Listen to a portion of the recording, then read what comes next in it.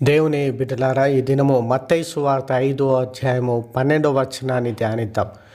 సంతోషించి ఆనందించుడి, పరలోకమందు మీ ఫలము అధికమగును. దేవునికి మహిమ కలుగును గాక.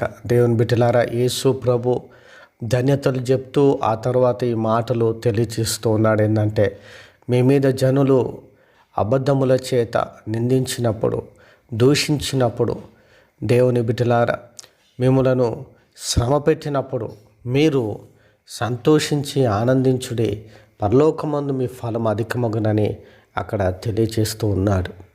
నిజముగా శ్రమ కలిగినప్పుడు దేవుని బిడ్డలారా మనము సంతోషించాలని వాక్యం సెలవిస్తూ ఉంది.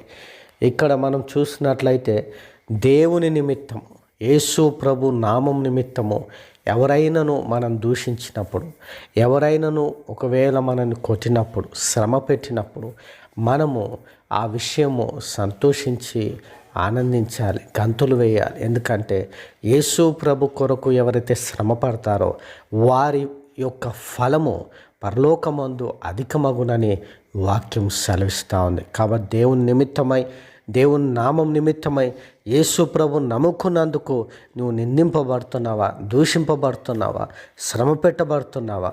అయితే బాధపడకుండా సంతోషించి, ఎందుకంటే దేవుడు దానిని ఎంతో ఆశీర్వాదకరంగా మారుస్తాడు.